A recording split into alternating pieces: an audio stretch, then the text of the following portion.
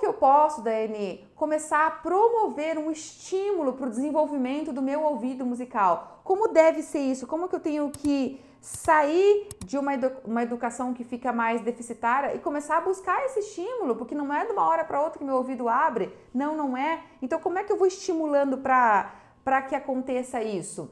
Eu separei aqui algumas dicas e algumas estratégias que eu quero compartilhar com você.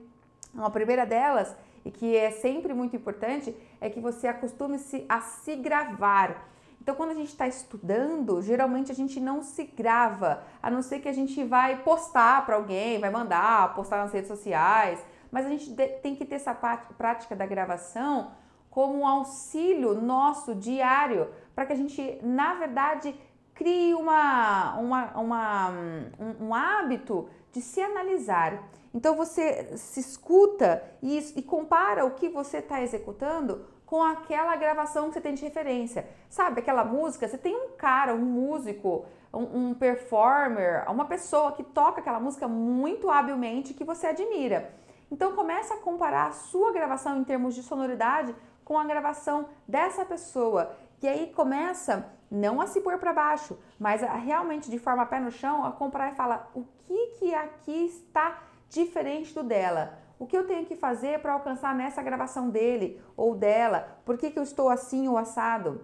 Outra coisa, você precisa buscar formas, metodologias de treinar o teu ouvido, de desenvolver o teu ouvido relativo. Como eu falei, nós precisamos desenvolver o ouvido absoluto. Na verdade, ele vai partir de uma natureza, de uma propensão, de algo que já está ali preparado quando a pessoa tem ouvido absoluto. Mas o ouvido relativo, ele se desenvolve pelo estímulo, pela educação, por meio de um treinamento do solfejo, da percepção musical, que tem que ser diária, que tem que ser recorrente. Se não puder ser diária, tem que ser o mais frequente possível, para que você se coloque nesse ambiente de gradativamente estimular o seu ouvido para perceber o som, para comparar o som e depois para buscar esse som dentro de um emaranhado de som musical que é a música, né? Você tem que cantar muito, você tem que solfejar muito, você tem que colocar a sua voz para ser a sua referência e para que ela traga meios de você começar a perceber o que é um som mais afinado ou menos afinado. Porque alguém que toca desafinado ou que canta desafinado e não percebe, na verdade essa pessoa ela não tem uma referência. Ela não sabe o que é um som afinado ou desafinado. Então ela precisa começar a ter referências e nosso corpo tem que ser o meio para essa referência. Estimular esse ouvido através da voz, do cantar e ajustando a musculatura. Não para que você se torne um exímio cantor, aliás, se você se tornar, ótimo, foi um efeito colateral, mas não é isso, é uma estratégia para que por meio da sua voz você vai educando o seu corpo para ter referências de um som mais afinado ou menos afinado. Outra coisa, você precisa e você pode treinar com o afinador junto.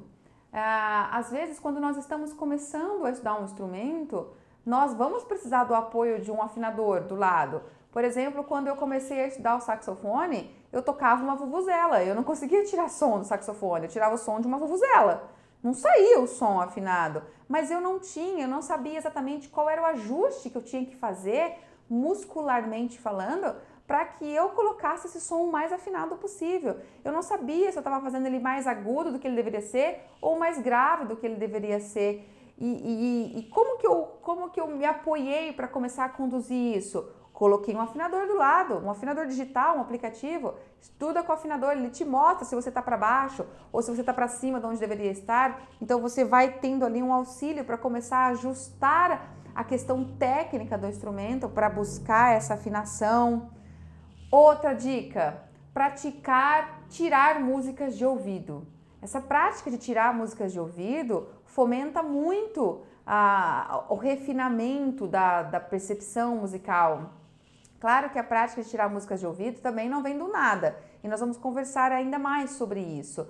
No entanto, é uma importante prática que estimula muito a nossa percepção, o nosso refinamento, colocar a mão na massa para isso. Uma outra dica que eu tenho certeza que poucos fazem, treinar o ouvido polifônico. Galera, treinar o ouvido polifônico é um desafio. Como que a gente treina o ouvido polifônico? Uma das estratégias, por exemplo, é você tocar uma melodia ou então ouvir uma melodia de uma determinada voz e você cantar outra. Isso dá certo de ser feito quando você toca instrumentos que possibilitam que você use apenas a sua mão para tocar essa melodia e deixe a sua voz livre para cantar a outra. Não funciona quando você toca instrumentos de sopro, por exemplo, porque como que você vai tocar uma melodia no instrumento de sopro e cantar uma outra melodia por cima? Não dá. Então, em todos os casos, todos os músicos têm que desenvolver o ouvido polifônico, não importa se toca instrumento de sopro ou não. Se o seu caso é de um instrumento de sopro, busque gravações ou se grave, né? Não tem como buscar gravações. Acho que a estratégia é você gravar, pegar, por exemplo, repertórios didáticos de canções. Villa-Lobos tem muitos livros de treinos de solfejo a duas vozes e estão disponíveis, você encontra facilmente. Ele colocou isso, o Villa-Lobos, na época que ele propôs o ensino da música dentro da escola regular, onde se treinava o canto orfeônico. Então ele compôs muitos temas folclóricos das nossas cantigas, do nosso folclore, a duas vozes. E aí você encontra esses livros disponíveis de solfejos a duas vozes. E o que você pode fazer? Tocar uma das vozes com o teu instrumento, se é de sopro, grava essa voz e aí você solta a gravação dessa voz, mas você vai ter treinado em paralelo a melodia da segunda voz, por exemplo. E enquanto você fica ouvindo a gravação da primeira voz, você canta a segunda voz. E isso é uma prática que acontece muito dentro do canto coral. Quando a gente participa do coral, de cantar em coral, que tem diferentes vozes, nós vamos estimulando esse ouvido polifônico. Isso é excelente. É muito importante que você participe, se tiver a oportunidade, de participar de canto coral. Por causa disso, porque você vai ouvir uma pessoa cantando uma melodia, uma voz. Quando eu falo uma voz, é uma melodia, não vale em uníssono, né? Tem que ser melodias contrapontísticas, diferentes. Você escuta a voz dela, mas você segue na sua. E você pode fazer isso com o teu instrumento. Eu fazia isso muito tocando uma melodia no piano e cantando a outra melodia. Não é fácil, é difícil, é uma prática dificílima no começo, mas abre o nosso ouvido de uma forma gigante. É uma dica importante essa, tá? Outra dica, estuda a harmonia. Quando você estuda a harmonia, mas especialmente quando você coloca esse estudo dentro de uma vivência da escuta, da percepção dessa harmonia, isso vai trazendo sutilezas para você começar a ouvir blocos de sons.